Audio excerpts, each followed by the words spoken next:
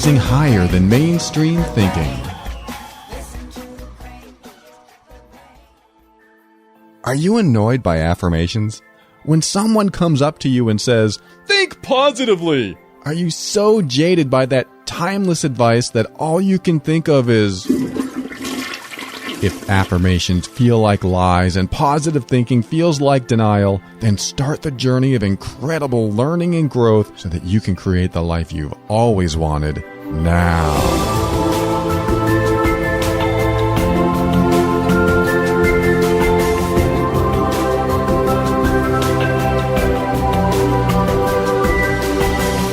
Hello, this is Paul Coliani, host of The Overwhelmed Brain, the personal growth show for the critical thinker.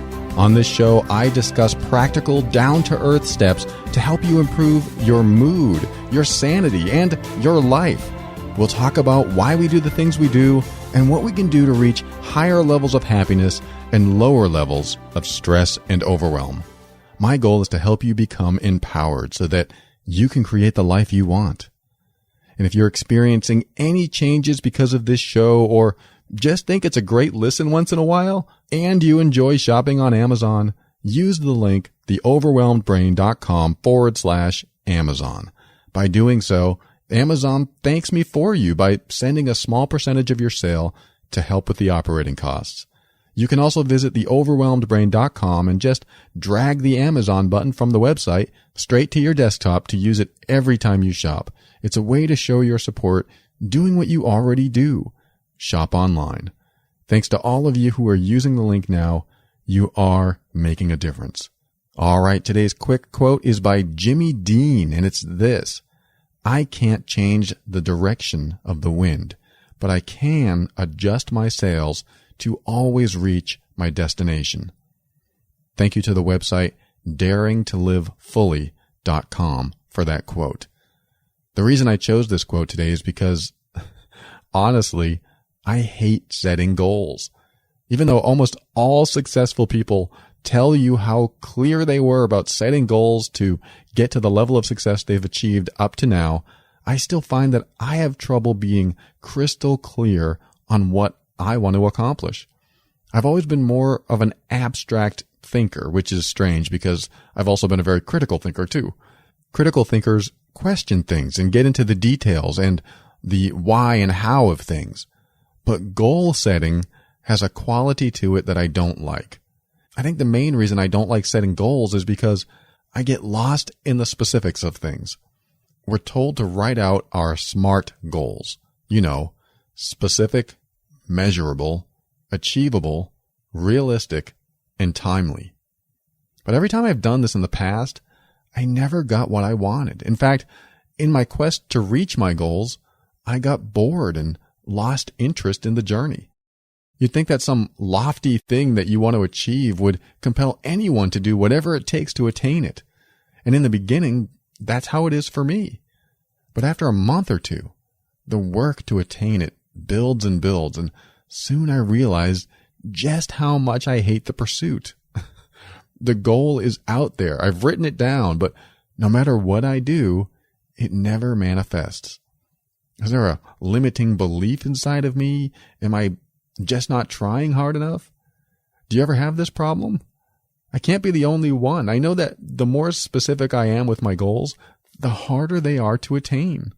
In fact, just writing the goals seems like an impossible task for me. The reason is because I'm more of a big picture thinker. I prefer attaining things that make me feel good. And because what makes me feel good today may not make me feel good tomorrow, it's hard for me to nail down specific, achievable, and realistic goals. To me, it's like saying, next Wednesday, I want a meat lasagna with ricotta cheese and red sauce. I want it served at 7 p.m. with a salad topped with blue cheese dressing and a tall glass of black tea. I mean, it sounds really good the moment I say it, but then Wednesday comes and I've already eaten pasta twice that week, and suddenly I don't want lasagna anymore. My desire for my very specific goal dissolved. And now I'm stuck with what I started with. Nothing. Have you ever sought something you wanted only to not want it so much later on. It's not that I'm flaky or lack attention. It's that I don't place too much value on what I can attain. I place value on how I feel. There's a difference. If you have all the money and stuff in the world, but inside you feel depressed and anxious, would you give up all that money and stuff so that you could feel peaceful and happy? Many people would answer yes, but I'm sure some wouldn't. Some believe that money and stuff bring peace and happiness, even though they don't feel it. But what do you really want out of life? Is it material possessions or people or something else outside of you? Or is it the feelings that come from having those things? For example, if someone came up to you and said, I will give you the perfect relationship as long as you agree to be depressed during that relationship. This person will do anything you want, but you will stay depressed. I have a feeling you wouldn't take that deal. But if someone came up and said, I can help you feel peaceful, happy, and at ease all the time, but you must give up something important to you. But I promise you won't even be upset that it's gone because you'll be at peace. So would you take that deal? These are philosophical questions that certainly make you think. I ask them because when it comes to setting goals, some of us are just plain horrible at it. I know I am, so I've done things a little differently than what's taught in the world. I don't write down the SMART goals. You know, that acronym I used earlier. I don't plan ahead 1 month or even 1 year from now, but I do still achieve goals. I just don't do it the old-fashioned way. Today I am sharing another way to go for what you want in life. Sure, I want to be super healthy and wealthy within 5 years, and it may or may not happen, but I have to use my own methods of goal setting. Otherwise, I'll get nothing done. By the time this episode is over, you'll either be better at setting goals or I will have confused you because you were already good at it. If you're already good at goal setting and achieving goals, then you may or may not get a lot from this episode. Regardless of who you are, almost all of us want the feeling that comes with achieving our goals. Today, I'm going to be concentrating on the big picture and achieving the good feelings you want to have. Those feelings may not be your specific goals, but the outcome will probably be the same. Feeling good is what most of us want anyway. Some people have laid out a path that takes them there through setting specific, achievable goals. And others, like me, well, we still get things done, but in a different way. Let's see where this ride takes us.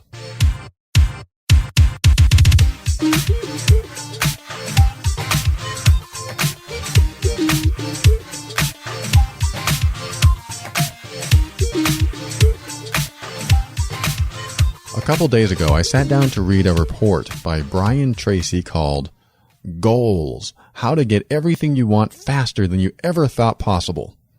It's based on his book of the same name.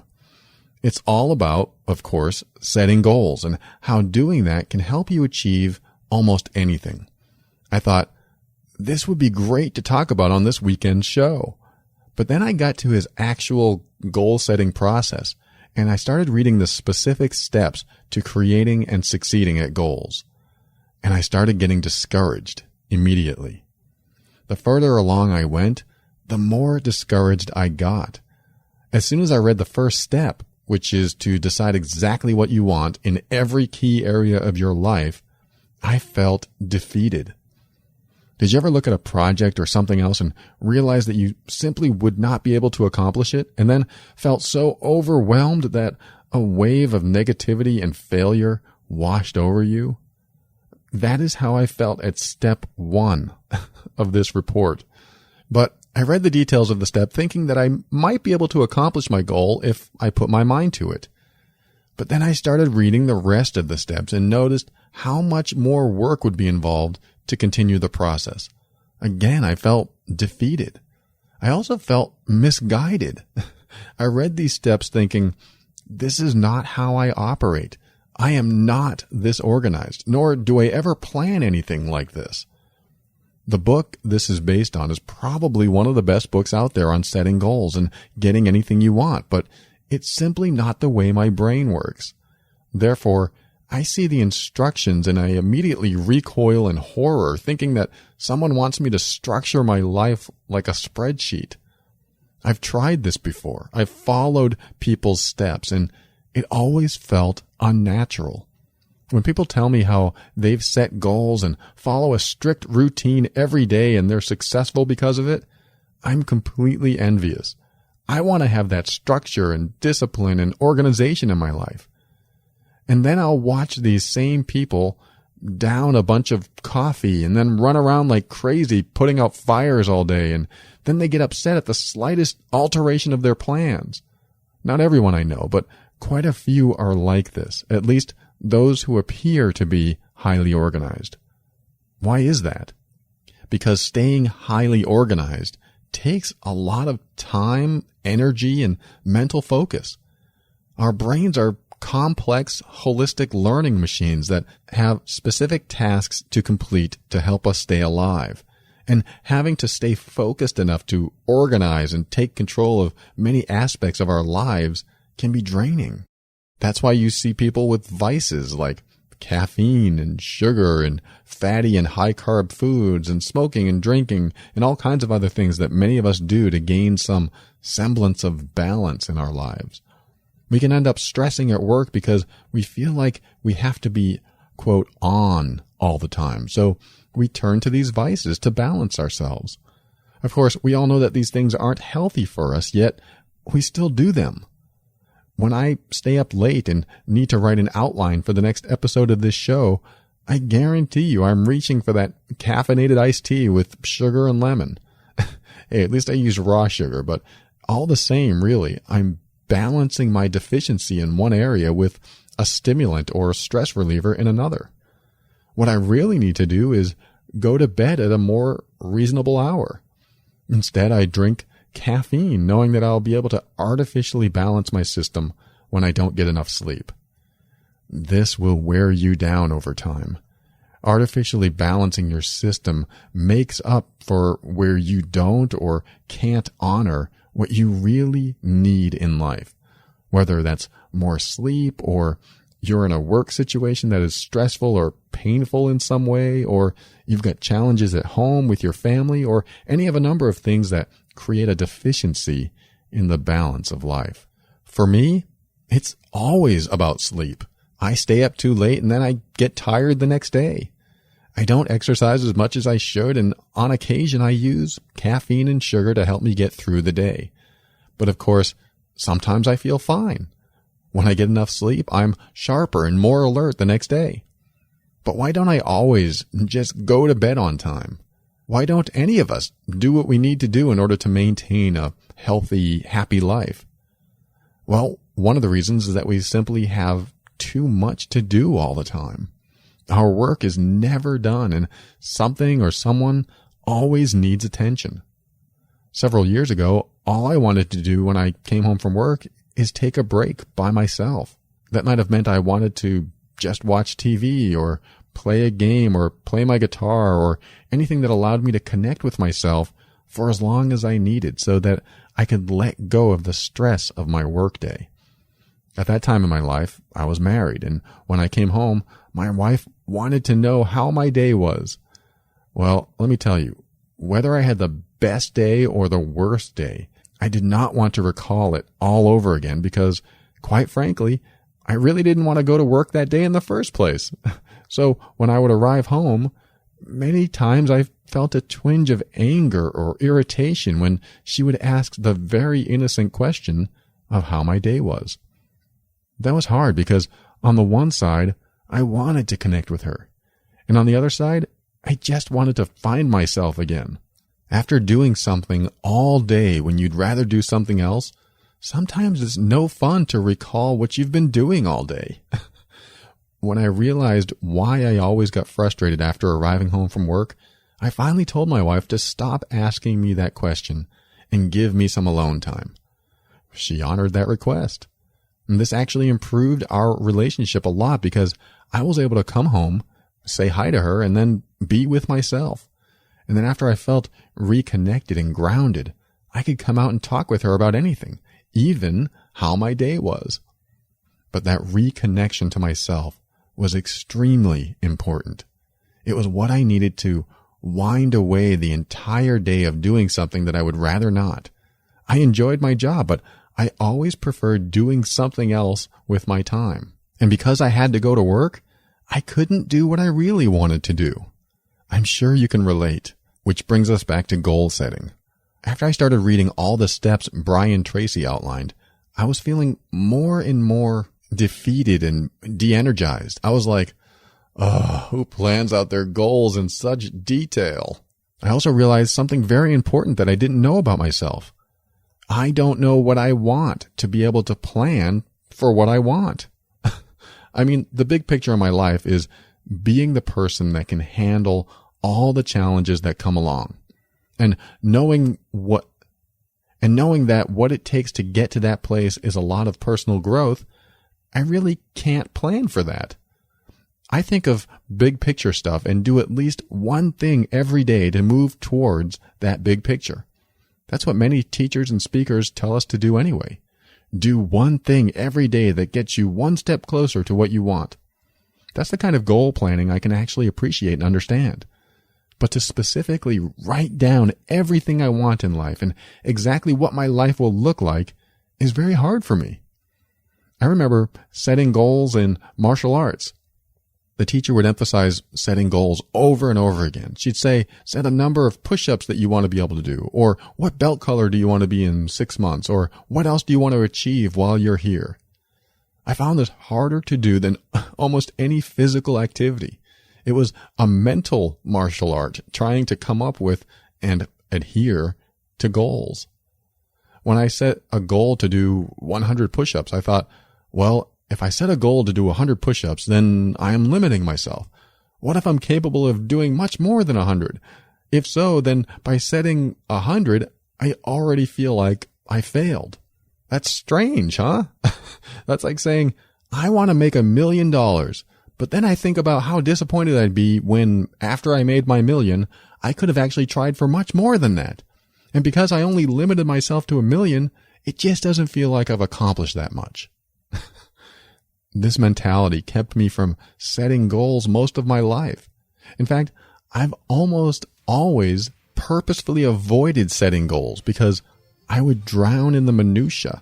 Those are all the details that come up when you write out your specific goals, those SMART goals I mentioned. Let's go over the talking points in today's episode.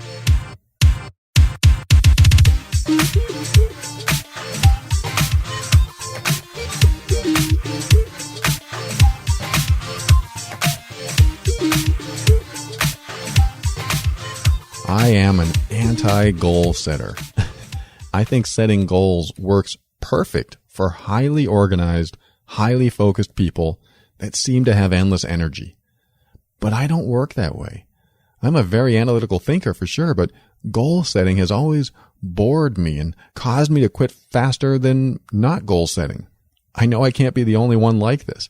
Every time I set a goal, I soon lose my focus and drift farther and farther away from that goal until eventually I have such little interest in attaining it, I let it go completely.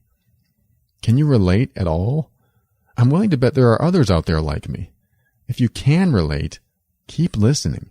This episode is for people who want to accomplish things in their life, but can't follow the standard goal-setting advice we often hear from almost all of the personal growth and development speakers in the world. So, my first talking point today is this. Don't set a goal. Set a direction. When I used to set goals, I would fail. Then instead of getting right back up and trying again, I would just give it up. It is something I've tried to overcome time and time again, but I could never gain the momentum I had when I started. Soon it became laborious to go after a goal.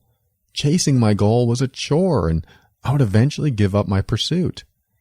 However, when I started planting direction into my future, I suddenly had more energy and resources than ever before. I realized that as much of an analytical thinker I was also a realist. So my realistic nature was convincing me that my goal was unattainable. This inner conflict created resistance inside of me, and soon I was giving up the pursuit. Being realistic causes you to analyze your goals and sometimes make you believe that they cannot be attained. And because you question a lot of things in your life, you can usually convince yourself that, realistically, you can't reach your goal. That's pretty wild when you think about it. You want something so bad, but because you set a goal to attain it, you end up motivating yourself to quit. Has this ever happened to you? I used to listen to all kinds of personal growth speakers, and many of them said the same things as if they all listened to the same people when they were learning their stuff. And a common theme amongst all of them was how and why to set goals. But every time I followed the steps they laid out, I would fail. I went to a seminar once, and the speaker said, "No matter how lofty the goal, write it down. Set your intention, and then really believe it will happen. And it will happen." Well, if you can do this, I am envious. My belief system, as open and mutable as it is, still hasn't been able to fully adopt this. No matter how much I believed it to achieve it, there was always that tiny hint of disbelief way in the background. Now, that could have been me not believing enough, as I'm told, but it could also mean that I'm simply not 100% convinced. Either way, my deepest thoughts and feelings about believing something could happen just because I believe it could happen were not in alignment. And because I know I have this belief system, I can't follow the advice of most of the other personal growth and development teachers out there. So how can someone like me achieve my goals? I had to face this question.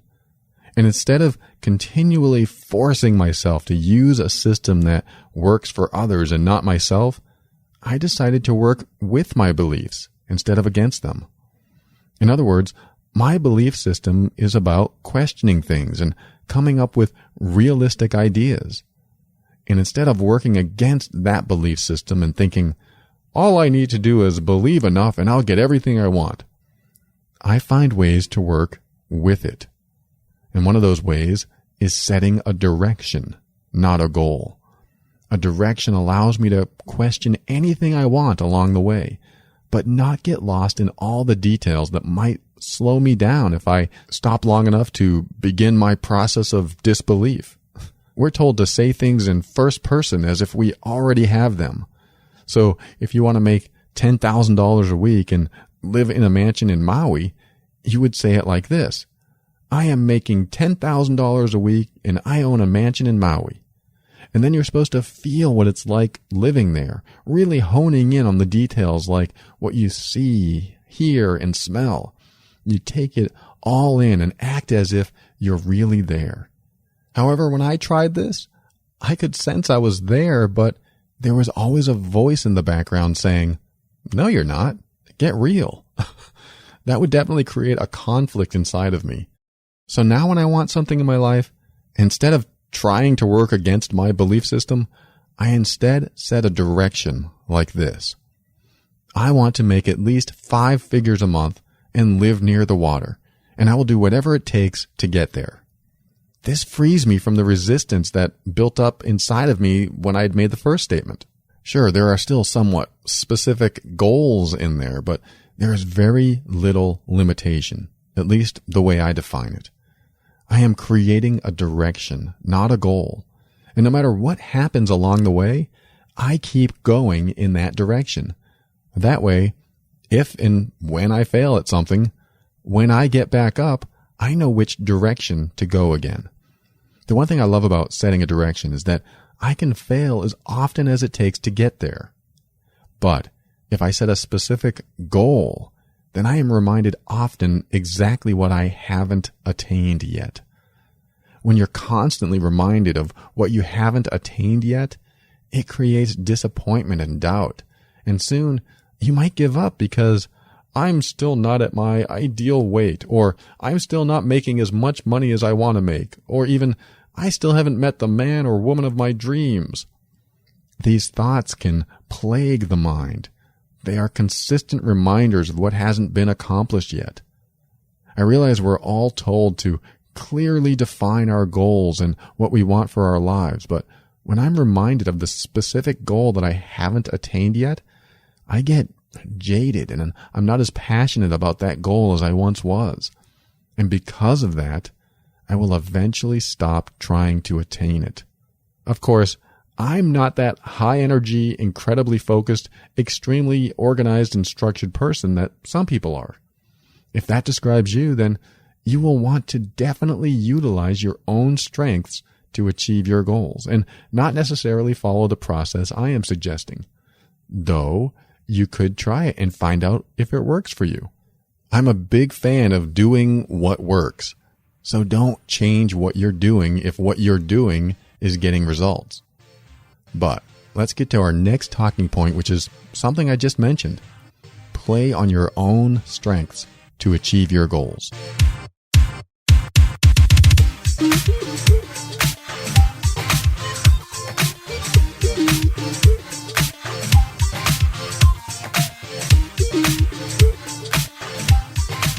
When you read or hear something motivational or inspirational, and you go out into the world and you can't figure out why it works for everyone else but you, then stop for a minute and remember that we all use our brain differently. Sure, there are common things that we all do, but what motivates you is going to be different than what motivates me. And what that means is that no advice is one size fits all. Just like I don't find it useful to tell someone to just think positively, but someone else might want to hear those very words and it will brighten their day. If that's the case with you, then think positively. Otherwise, most of us need something a bit more practical and useful. We all use our brain differently, so that means that we're all motivated in different ways. The reason we all use our brain differently is because our thinking is made up of our history. I mean, sure, our brains function in very similar ways, but we all have no choice but to think in very unique ways. Because of your history, you will think differently than anyone you know. What that means is that when you're frustrated with someone and say something like, "What were you thinking?" what you're really saying is, "You think completely different than me," which of course is correct. Because you had the unique experience of your upbringing, you've developed thought processes that derive from those experiences. One example of that in my life is how I respond to people when they're upset. If anyone gets really upset or angry around me, I just calmly wait until they're done with whatever they're going through and then converse like normal. I don't react and yell at them to calm down. I'm actually completely calm and don't feel triggered to respond at all. Well, unless they're becoming threatening, but that really hasn't happened in my adult life. So what I do is just wait for them to calm down on their own, and once they're calm, I continue conversing like normal. However, everyone is different in how they react to the upset of others. If someone got really upset and started yelling around you, you might get nervous and walk away, or maybe you'd yell back because you fear them or are offended by them in some way. Or maybe you're like me and you realize that anger and upset is just something that they need to experience to release some negative emotional energy, and you know it will pass, so it doesn't bother you. Regardless, because I was brought up with a lot of yelling in my house, I learned to be very resilient of it. And I'm not motivated to respond strongly when people yell around me anymore. So if I worked for a boss that came out yelling at us to work harder, that wouldn't motivate me to do any better than I was doing at the time. But someone else may be highly motivated by that. My point is, depending on how you were brought up and what you were exposed to, will be what motivates you to do something. When it comes to setting goals, you may or may not be motivated by such optimistic auto-suggestion like, every day in every way I'm getting better and better. But you could be motivated by a high-stress situation with a deadline. For years, I worked much better knowing that there was a deadline coming up as opposed to having an open-ended date. My motivation was the end of something looming over me. It was a fear that the end would arrive that beckoned me to do or die. It's a harsh way to function, but it worked. Of course, it was also very stressful, but it did help get things done. How are you motivated? How you're motivated is how you will achieve your goals. If you're motivated by fear, then use fear to encourage and push you forward. If you're motivated by reward, then use that. My point here is to utilize what motivates you, not what others tell you is going to motivate you, unless what they tell you is in line with what motivates you. A great example of this is my ex-wife. She would listen to the gurus and they'd all say the same things. Statements like, just believe it and you will achieve it. Or my favorite, think positively. Her goal was to create a business, and she wanted to use the principles and teachings that the biggest names taught to make her business a success. And if you're in real estate, you know exactly what I mean, because realtors always end up going to all those seminars that talk about this stuff. Anyway, she would practice daily. If she failed at something, she would just think more positive thoughts and believe even more that her success was already here. And after several years of doing this with not even $1 earned, she finally got frustrated and lost her interest in her business. Then she got angry. All these years went by and now she was angry because she did what she was told to do and she saw nothing come of it. And of course, she would read or watch more videos to find out what to do when you fail. And they'd tell her things like, you just didn't believe enough. Your thoughts and actions weren't in line with one another. If you really believed, it would work. And this made her even more upset because she knew she really did believe this type of thinking worked. But for her, it didn't. So she got angry. And when she did, suddenly, she was taking steps that she hadn't taken before. Her anger fueled her to create something for herself in her own way. She was sick and tired of being sick and tired, which is how she ended up after years of positive thinking and believing to achieve. Her anger made her take bold steps into something new for herself, and she made huge life changes, including moving out of the house and starting life in an entirely different city. And what happened? She found happiness. She found a path she could follow with conviction and passion. She changed her life because she stopped doing what didn't work. What motivates you? Is it the pain or the reward? We learn from many personal growth teachers that it's always best to state things in the positive. Like, instead of saying, I don't want to be broke, you'd say, I want to be financially independent. But my belief is that you say whatever motivates you to take action, and then you follow a course. And as long as you're continually motivated, you keep going in that direction until it's time to change. Meaning, always state things in the way that motivates you. And if that means you're motivated for 6 months by stating it in the negative, but after 6 months you lose the motivation to continue, then try stating it in a different way. Using the example I already gave, let's say you want more money in your life. Which one resonates with you more? I don't want to be broke. Or, I want to be rich. Or if neither of those work, how about, I never want to worry about money again. They may all be true or not for you, but which one really motivates you to find ways to get more money in your life? If not money, what about love or stuff or people? You name it. Fill in the blank, and then state what you want or don't want. Then, whatever moves you to take action, use that as fuel to achieve your goal.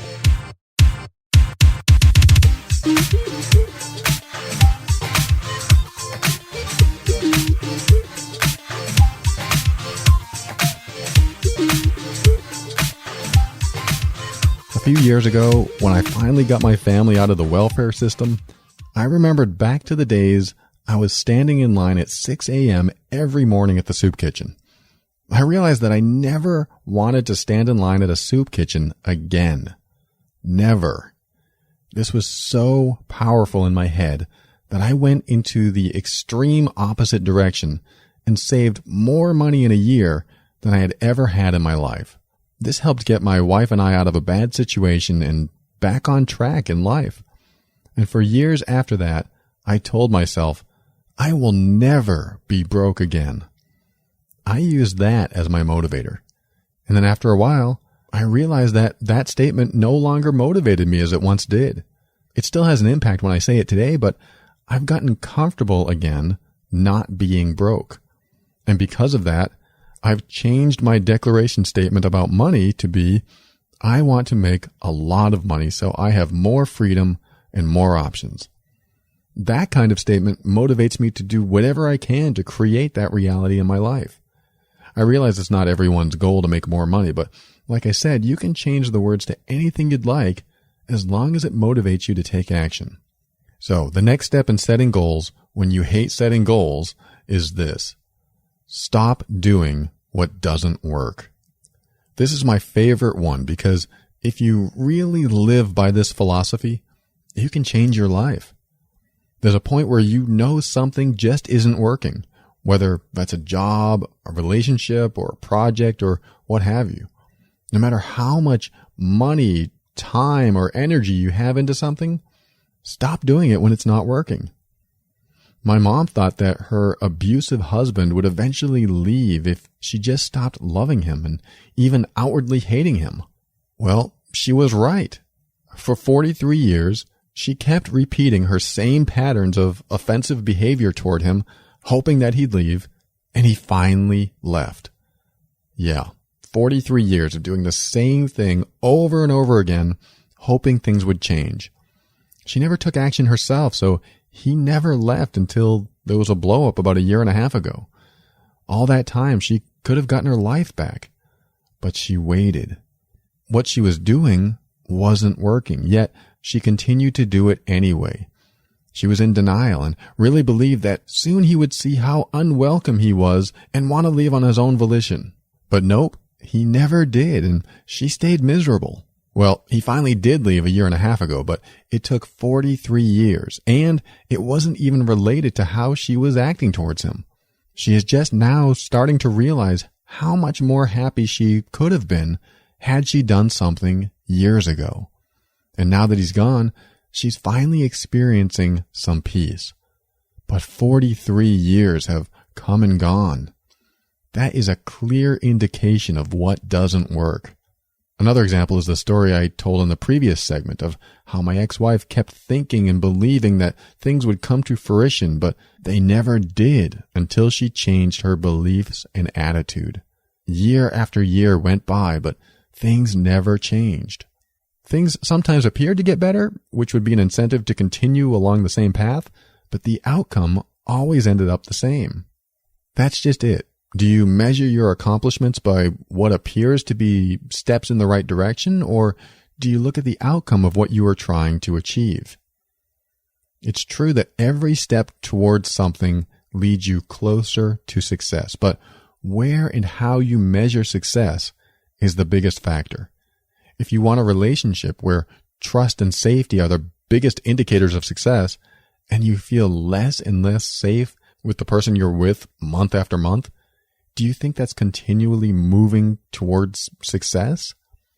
If you're working for someone or even for yourself and you haven't been promoted or gotten a raise or made any more money in, let's say, over 2 years, and you're already feeling kind of burnt out, would you call that closer to success or farther away? You may be working towards something that takes many years to accomplish, and if that's the case, that's your gauge. If you know that a project is going to take 4 years to complete, you need to look at how far you've come in the time that you've had and gauge it from there. Or pivot. Pivoting is when you change course and move in a different direction. When I created the show, I knew that I'd have to start making money somehow or I wouldn't be able to sustain it. But I also knew that creating a weekly show like this takes time to grow. After the first show aired, I gave myself 6 months to start looking at income opportunities. Well, 6 months came and went, and I got nowhere trying to create any sort of regular income. And then a year came and went, And I realized that if I didn't do something, this show just couldn't be anymore. I went from just sitting back, believing that the show would grow on its own and eventually earn money in a way that I hadn't thought of, to pivoting after a year because I realized nothing was going to happen until I took massive action to achieve it. In regards to stopping what doesn't work, that's exactly what I've been doing with this show since the beginning. The early shows weren't popular, so I changed the format. I once focused on taking donations, but that didn't work, so I buried that on a page in the website. It used to take 40 hours to create a 1-hour episode, but I cut that in half by changing things around. What are you doing that doesn't work anymore? Be honest with yourself, too. Think about what in your life doesn't work, and think about how you can either make it work or move on. One of the final steps I take when I want something to happen in my life is to create a deadline. By creating a deadline, you give yourself or other people up to that date for things to change. And if they don't, you follow through and take action. What do I mean? Let's talk about that final step in setting goals now.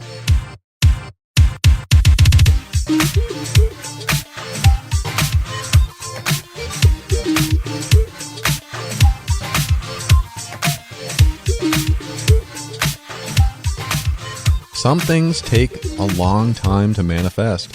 It's just the way it goes sometimes. There's a belief I have that I attribute to this, and it's this. You will never manifest something until you become the person you need to be for it to appear. Now, this sounds kind of spiritual, and for me it sort of is, but it's also extremely practical. You've heard the statistic that about 80% of lottery winners lose their winnings in about 5 years, right? I don't know how accurate that number is, but just a quick online search reveals many lottery winners that won millions and lost everything in just a few years. Why? Well, the main reason is that they aren't the people they needed to be that could keep that kind of money. In other words, if someone is bad with money to begin with, they aren't going to be any better off when they get more of it.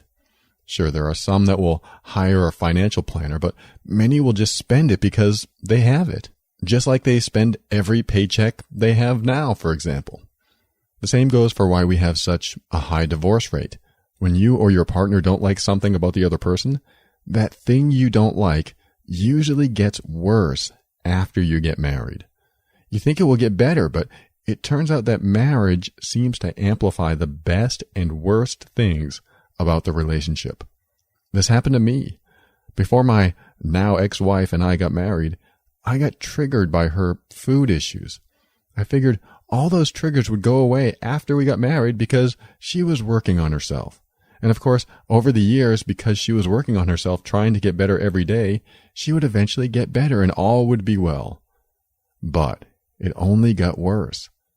And it wasn't that her food addiction got worse. It was my reaction to her food addiction that got worse. Who you are gets amplified when you get married or get more money or whatever happens that causes you to let go of your belief that your problems are over. Some people believe that if they get more money, their problems will be over. But if they aren't the type of person that can spend and save wisely in the first place, they'll probably lose it. This is why I say that you need to become the person that can already handle whatever manifests. Does that make sense? If you've never flown a jet and suddenly you're in the cockpit, you may not be able to land it safely. When I finally got over most of my judgment issues about my romantic partners, I met someone that reflected everything I wanted in a partner. And since then, our relationship only gets better. No tension, and it's always growing closer. I worked on myself and healed through the things that I needed to heal through. Otherwise, the person I wanted to manifest into my life would never been attracted to me. Just like people who work on their body to attract a partner, you need to work on your mental attributes too. Healing and growing within opens you up to other people and opportunities that are also in line with you. If you plan on having a lot of money one day, but you still purchase frivolous things instead of saving it, do you think that behavior would change if you won the lottery? The behavior typically amplifies. If you really want what you want, become the person you need to become that can handle it when it arrives. You do that by reflecting on what bothers you. What bothers you? When you stop and think about what really bothers you right now, what comes up? I'm not talking about in the moment. I'm talking about what occupies your thoughts more often than not. Is there something that continually bothers you? If so, that thing that bothers you will prevent you from getting what you want in life. The reason is that you have not become the person you need to be that doesn't get bothered by that thing. I said something very similar last week, but it's important to hear this again. If you are not the person you need to be to have $1 million in your life, you will not be able to earn it, let alone keep it if it happens. The same goes with love and respect and kindness or whatever you want more of in your life. Money is a great example though, because it's the easiest thing to measure. You know how much money you have. So if you want $1 million more than you have, what kind of attitude and behavior would a millionaire have? If you have any hang-ups about money, I'd highly recommend working on those before becoming wealthy, if that's your goal. Or how about relationships? If you don't trust in the people that you're attracted to, yet still want a relationship, I highly recommend working on trusting yourself. Work on what bothers you to become the person you need to become so that you can manifest the things you want in life. Who knows? Maybe you're ready right now because you've done your healing and growing. And if that's the case, then it's probably on the way. If you know you're ready, then just be patient, yet you can be assertive at the same time. Though it's helpful to let go of your attachment to the outcome. Sometimes what's perfect for you is on the way, but just needs time to get to you. I realize I'm skirting the edge of like attracts like and the law of attraction here, but regardless of your beliefs, the results seem to point to the same things over and over again. What you work on in yourself, what you heal and what you learn is usually what comes into your life more and more. So let's come back to something that we can all do that's very practical, which is our last talking point. Set a deadline for what you want. And if you don't meet it, take action. That's it. Set a date and then gauge your level of success when that date arrives. I did that with myself at a job I worked at for several years. I just put it on the calendar and told myself, if things don't change by this date, I'm quitting. And I did everything I could to make things change, but they didn't. So I followed through and quit. That's the most important part of this point. Follow through. This creates accountability. Without accountability, things are wishy-washy. It's like telling your child over and over again that you're going to punish them after you count to 3 if he or she doesn't behave. But they never stop misbehaving because you never follow through. They never experience the consequences. The deadline you set is the date of consequence. Look into the eyes of what you want to change and then set the date. Say, if you don't change by this date, I'll change things for you, or something like that. This can be hard because it's commitment, but it eliminates the wait and hope game. You wait and hope things will change month after month, but they don't. You see tiny steps in the right direction, but the results are still the same as they were months ago. Wait and hope, and then keep getting disappointed.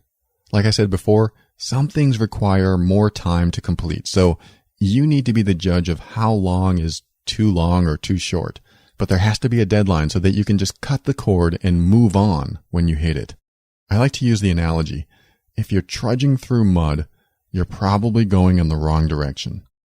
What that means to me is that the harder it is to move in the direction you've chosen, the more likely it's the wrong direction.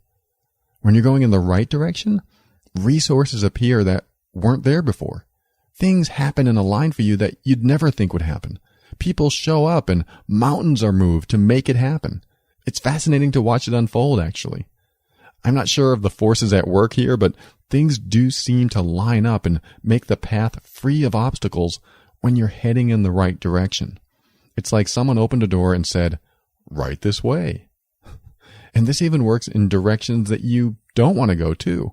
For example, you could be working towards something big, but it just keeps running into obstacle after obstacle. So you pivot and head towards something else that you may not think is necessary at all, but suddenly the path opens up and you are free and clear to enter. When I focused on writing ebooks, the path opened up just like that.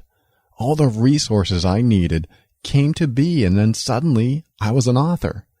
However, before that, I was struggling. I was taking one path that just kept getting me stressed. It didn't feel right, but I kept going along that path because I believed what people told me. I was told that if I want to be a success, I had to do what they did. It turns out that I had to do what felt right to me. Once I got that feeling, I felt passionate and became the person I needed to be that wrote books. That doesn't mean I'm a brilliant writer. It just means that I found a path that calls to me. So I decided to take it. Do what works. Follow the path that doesn't feel like constant resistance. There will be challenges on any path for sure, but the right path will always have a solution. It may be hard to figure out at first, but learning the solution only gets you closer to your goal. If you think you're on the wrong path, set a deadline. That way, you'll do everything you can to make things happen for you before you hit the deadline. And when the deadline arrives, take action if needed. Follow through and make the consequences happen. If the deadline hits and things haven't changed, look at ways to change your course and start something different. Deadlines have been the most powerful method for me to create change in my life. Sometimes I don't get what I want, but I do get rid of what I don't want, and that clears the way for a bigger, brighter future.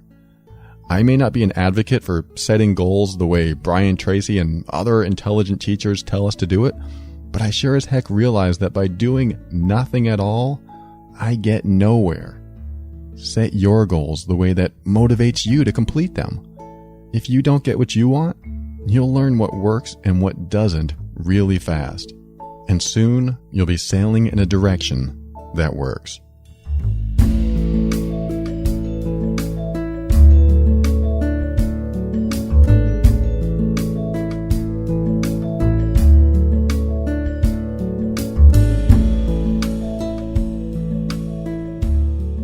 Thank you for listening to another episode of The Overwhelmed Brain. I thank Dana, Kathy, Maggie, Nita, Brent, Catherine, Candace, Amy, Teresa, Erin, Carlos, Christian, Yin, and Tito for subscribing to the newsletter.